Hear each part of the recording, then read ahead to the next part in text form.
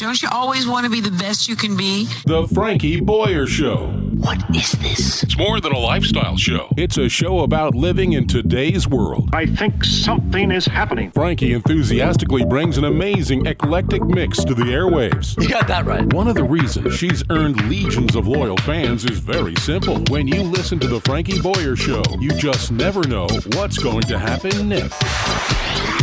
So listen for yourself. Here is Frankie Boyer. And welcome. It is so nice to have you with us right here on Biz Talk Radio.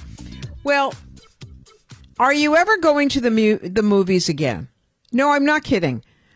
Will you go to the movies? In our area, movie theaters have closed, and they're repurposing some of them. It's already, which is so bizarre. But what's happened to the movie industry? And by the way, it's not just the movie industry. It's the residual effects of going to the movie.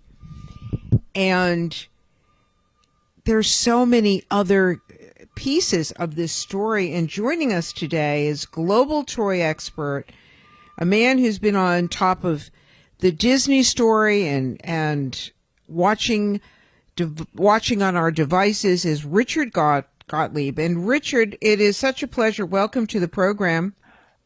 Well, thank you for having me on. Will you go to the movies again? Have you been going to the movies? Let me rephrase that. Have you been going to the movies? No, I think very few of us have been going to the movies. Very frankly, there's two problems. One, many movie theaters, or most, are closed. Those that are open have a limiting seating capacity. And an even bigger problem, there's no content, because the movie studios are reluctant to release any inventory at this time to the theaters because nobody's going to go. You're absolutely right. And I know that movies have been postponed, and it's going to be, I think it's going to be a long time before we go back to the movies. Well, I think there's going to be fewer movie theaters. Literally, Frankie, before I got on the call with you today for your show, AMC announced they may go bankrupt, and they are the biggest. Wow, the largest in the world. Yeah, and the Regal Theater chain, which is, I think, number 2, has furloughed 40,000 employees. So it's a very difficult time for these folks. I think we will go to the movies again, but I think there's going to be fewer theaters. Tell me, is the Disney, people thought Disney, first of all, they were crazy for doing streaming. Oh, you're never going to get the audience. You're never going to get anyone to pay. Wow. Look who's laughing now, huh? Well, they're not laughing. They're relieved. If you really think about it, the Walt Disney. No, I meant that people that were making fun of Disney, who's laughing now. Disney is sitting in a great space. No, I know. I great space. What I'm saying is they're still struggling, though. Disney is a company that bases its business, really, if you think about it, historically, on getting people together. The theme parks are all about people, coming to the theme park. The movie theaters, going there, even Broadway. So you're very right in that the move to streaming turned out to have been a brilliant move, more so than they would have anticipated. Because of it, they didn't foresee the closing of the theaters. So they now have a vehicle by which they can release movie properties. But releasing a movie on streaming video is not the same experience as releasing it to a theater. No, of course not. And some of the movies are IMAX movies. So, I mean, that's a totally different experience. Oh, absolutely. But what's the worst news for the theaters is that Disney has gone beyond simply opening up Disney Plus. But they have, and this was just, I believe, announced last week or the week before, that they're forming a separate distribution arm to the company that's going to determine the best platform for anything they do. So, for instance, in the past, where it might have automatically gone to movie theaters, now there's going to be a whole distribution arm to the company that will decide, should this be released to the TV network? Should this be released to streaming services? Or, yes, should this be released to the movie theater? Yeah, I think that it's not just the movies, too. I mean, your gig is the toys and the merchandising. Yes.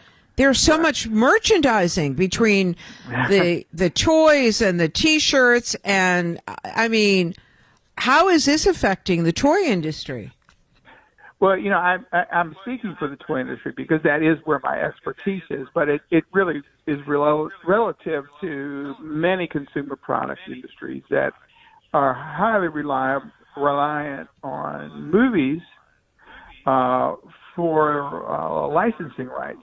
And just in case there's any listeners who aren't aware of this, if I want to produce a toy with, say, the Avengers on it, I have to get the approval of Marvel Studios, which is owned by the Disney company. And then I have to give them a guarantee of sometimes millions and millions of dollars. And I have to give them a royalty payment for every item I sell, which can run up into double-digit percentages. So we and the movie studios are highly dependent on this revenue flow that results from people going to a movie, getting excited, wants to have a Frozen product or an Avenger product or Spider-Man. Yeah. And with before this all started, of course, as you can imagine, there was supposed to be a lot of releases this year, including the new Wonder Woman movie. Retailers had committed to buying product. Toy companies committed to making the product. And there's a lot of inventory there right now that's not going to move until these movies come out. So for companies that really do a lot of licensing, this is a really a negative impact because there's a lot of sales they're not going to pick up. So this is really this industry is so impacted. You're talking about one phase, making new movies, making new products for us to watch. I mean, what's it going to be like for the next year or so, Richard? Well, we're going to see more release to streaming video. Disney just announced, and this really upset the movie theaters, that they're going to release a new cartoon movie called Soul, direct to streaming video, when it was originally supposed to be a theater release. And now, my opinion is that watching a movie at home is not the same as going to the movies in terms of creating interest and therefore purchases of ancillary product. And I'll explain what I mean. When a family goes to a movie, let's say, again, they want to see Frozen 2 as a family. Typically, the whole family goes, and they get dinner, maybe after or before the movie. They buy snacks. They buy tickets. And so they have invested as a family in the cost of going. They've invested in their time, spending, going. And emotionally they've invested because they've seen it as a family. If that movie is instead released to streaming video at home, it's not an event. Maybe mom and dad may walk through the room while the child is watching it. They may be aware that the child is watching it, but they're not as invested. And as a result, because they're not emotionally invested. And for the parents, that means that, yeah, they're aware their child likes a particular character, but they really don't know anything about the character. So the sales that come afterwards don't result just because the family and the members are not as invested Sure. in the movie. Sure. Yeah, of course. It makes tremendous sense. It makes tremendous sense. So it's going to affect many. It's going to affect many, many lives. We will be back in just a moment. Richard Gottlieb is with us, and Richard, give out the. I know you do podcasts. You do all kinds of exciting things. What's the best website, please? Global Toy Experts for business, and Global Toy News if you want to know what's going on, and finally the playgroundpodcast.com. And we'll be right back with Richard Gottlieb right here on the Frankie Boyer Show, Biz Talk Radio. Stay tuned. But she turned her back on stardom because she wanted to be alone. You can see all the stars as you walk down Hollywood Boulevard. Some that you recognize, some that you've hardly even heard of.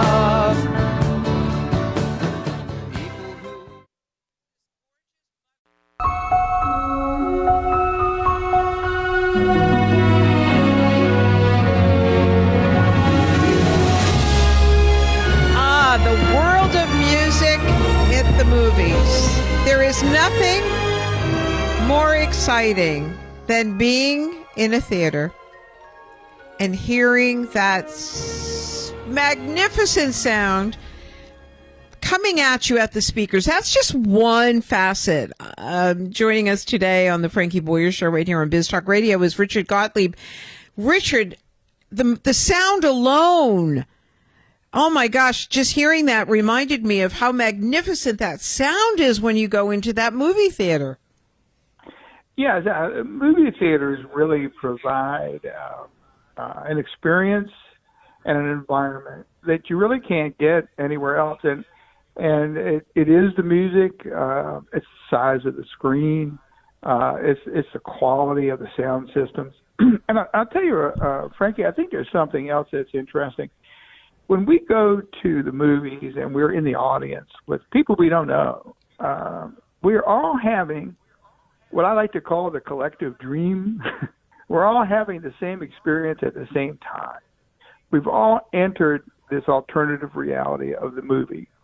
And that's a very wonderful kind of thing if you think about it. And that when you've had that experience with other people, it's a shared community moment. And we can't get that at television, with a television at home or a small screen. So no, we absolutely can't. Yeah, I agree with you. Go ahead. Oh, okay. But I think something we really do want to touch on, this is extremely important for business, and I have a few more things to say about that, but I think we don't want to neglect the fact that this is very the movie theater experience is a very important experience for families. There's not a lot of things we can do as a family that are as reasonably priced as a movie. Try going to a baseball game, and by the time you finish with paying for parking and for tickets and for food, forget it. Forget about it. Yeah. Right. Yeah, a lot of money. Yeah. You've had a couple hours of immersive entertainment. You've laughed or cried as a family. Yes. And so yes, it's a yes. very important cultural moment that we really want our children to have. I do believe, Frankie, that they will have it, but I think that there's going to be a little rough sledding. I think the first thing that's going to happen when the theaters really do reopen is we're going to have an enormous backlog of movies coming out. And theaters are really going to have to be very careful. The movie company's going to be very careful in how they release. Because if there's too much product on the market at the same time, not only will it really dilute the ability of consumers to take it all in, not just financially, but in their head. And then as far as selling licensed product and movie tie-ins, there's only so many characters a kid can embrace and be passionate about. So they're going to have to be very careful. Uh-huh. So that's going to... Yeah, I think you're right. That will take Hey, let some me work ask you, through.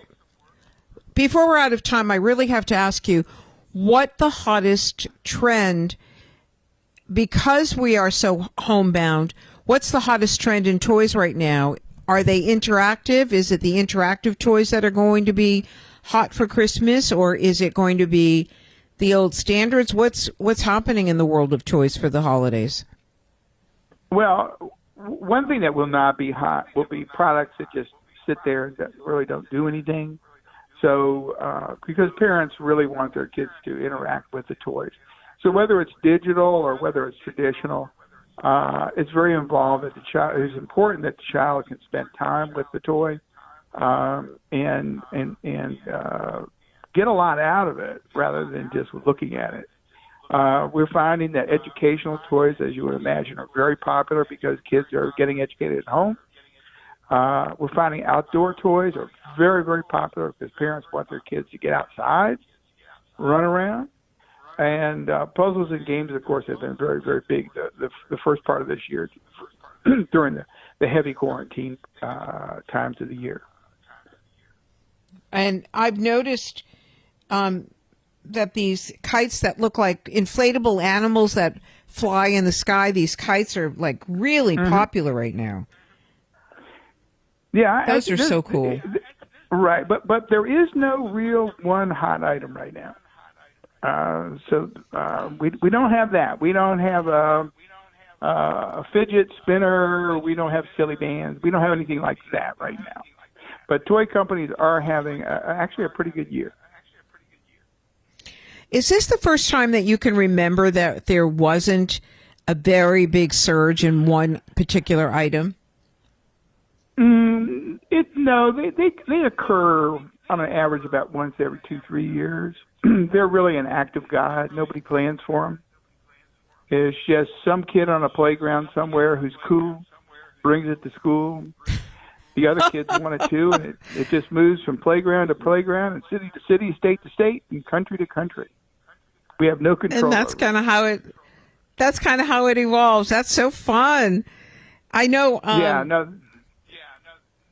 I mean, what was it that was a few years ago? You couldn't. Stores were all sold out, and last year it was Baby Yoda. Wasn't it Baby? Was that last year or the year before? I can't remember now. Baby Yoda. Yoda, right. We in the past, when Cabbage Patch dolls were so popular. Oh my literally God! Stores. Oh my God! It was crazy. Yeah. Yeah, people get very passionate about these toys that I like to call them bottom-up toys. They came from just consumers. It didn't start with anybody with a big advertising campaign. It just, for some reason, people truly loved it. And those are very special things, and we really don't know how they happen. If we did, we'd be making them all the time. It's just lightning. Yeah. I know that growing up, and I'm giving my age away, that the dolls that were very large were huge. I mean, everybody had to have a Patty Play Pal. Well, Barbie's having a big year. She's coming back really strong. She had a few years there where she was struggling. Barbie's doing fine with all the Barbie fans. Yeah. Yeah. So she's still hot. Well. Oh yeah. Dolls are always going to. Yeah. I think dolls will always do well. Hey, Richard, this was fun. Come back again, and we'll talk more about movies, toys, and all the things that you do, because it's really a great subject, and one that entertainment affects all of us. So thank you so much for being with us today. For having me. Thank you so much for having me. And give us the websites. Give us the websites again real quick. www.globaltoyexperts.com is www.globaltoynews.com and www.theplaygroundpodcast.com. And we'll be back in a moment. I'm Frankie Boyer. This is Biz Talk Radio.